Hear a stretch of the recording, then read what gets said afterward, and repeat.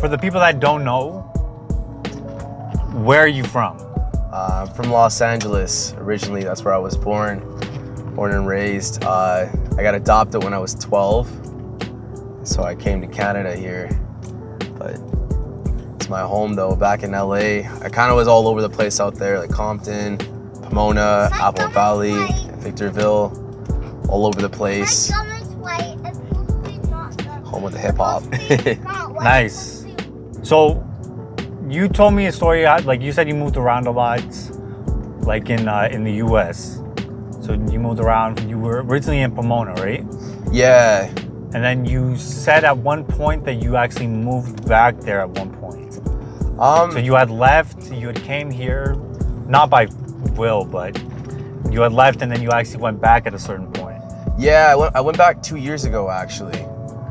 Just some things in my life kind of like fell apart, and I had to go and like recollect myself, like see where it was that I came from before, and trying to get that, you know, rebuild my knowledge of myself, because you get lost when you're not, you know, over time. So I went back 2 years ago, but it wasn't for very long. It was just to see family and just kind of like retouch my roots and figure out who I am. Then I came back. Nice. And I mean, like, Pomona's the hood, right? Yeah. For those that don't know, like, where is Pomona located in Los Angeles? Well, it's like how do you call it? It's like almost like a subdivision. Like it's like a district in LA.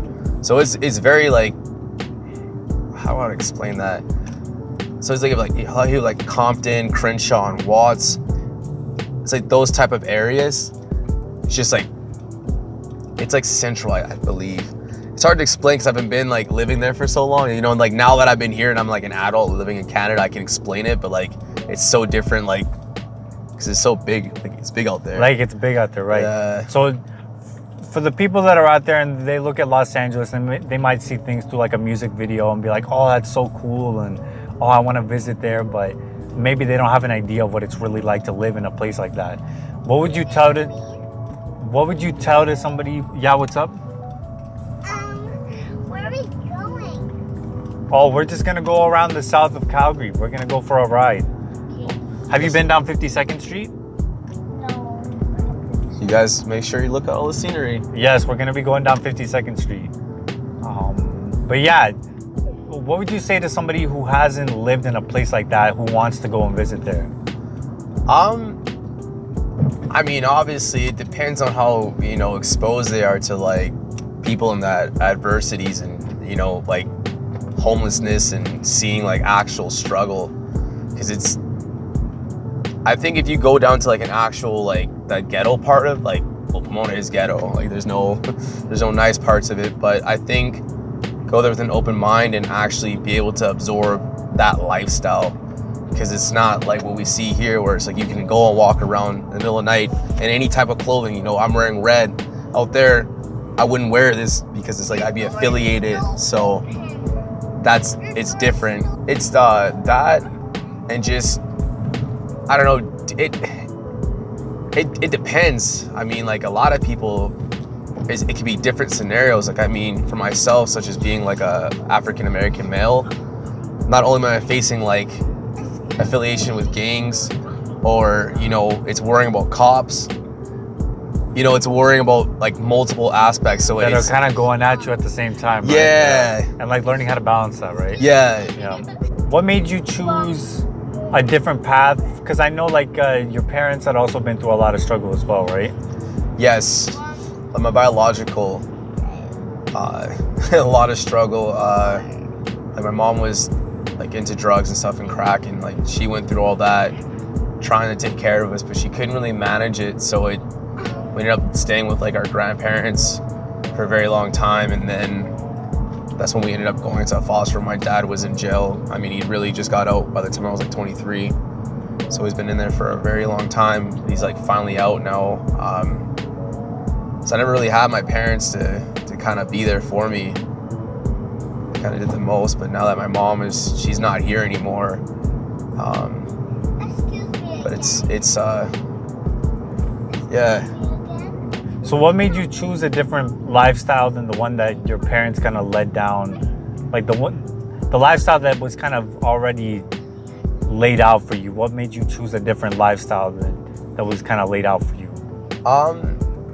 I mean, being an adolescent, definitely like not wanting to have that life because I've seen how it went and how it like really affected me. So by the time I came to Canada, I was like, I want to have a different life. Like I just, you know, it was just seeing that whole thing. I'm like, I don't want this for me. And I remember watching all of it unfold every day, and I knew it wasn't normal. So that kind of like definitely swayed me to choose a different life path. But then it was like, the other part of it is when my kids came. And that really was like, this life isn't even about me anymore. Like this is about them. So I have to make sure that I do everything in my power to make sure that their life is nothing close to what I had. And you even said in like in the lyrics, Show Us with Nasty G. You said in one of your lyrics, you said, my daddy smuggled them weapons across the border, no capping. Yeah. It does. If you ain't the set that you weapon, if you're not from here, you dead man. Yeah. But I changed it up. Got 4 kids, so I made the cut because that toxic ain't made for us. Yeah. So with that, it's like I said, my dad was involved in a lot of like heavy illegal stuff, and that was one of the last charges that he got before he, you know, kind of made that change. And so with that, it was always because he's a Crip, like his gang name and stuff like that. I won't be able to really speak on that because it's still kind of he's out and still active and stuff. So right, but what I admired from that lyric was the fact that you said that toxic ain't made for us. Yeah, because it's not like got 4 kids, so I made the cut because that toxic ain't made for us. Yeah, I was like, that's dope. Yeah, it's that like rung a bell with me, bro. It's real, bro, because it's not meant for people. Like, you know, like I look at, if he had made different decisions, I mean, I'm glad and I'm thankful for the person I am today, but I wouldn't have had to go through a lot of the stuff I had to that no one should go through as a person. So I'm like, that's not meant for anyone's life. So I had to make that cut. Like, I mean, in total, like with everything affiliated with any type of like gang relation or. So what's your relationship like with your foster parents? Not very well. There is none. Why is that? When I had him at 16, they kind of washed their hands of me just because it was like a disgraceful thing, right? To have a kid underage. And I understand like there were frustration, but you know, instead of taking it in a different direction that like his mom's parents did, like his grandparents on that side, they came in with open arms, like it's done. This is a deal, you know, like this is what you have to deal with. It's your life now. And instead of, you know, I was thinking, oh, we think you're rid of him, it's like we bossed up and just was like, no, we're gonna take care of our kid.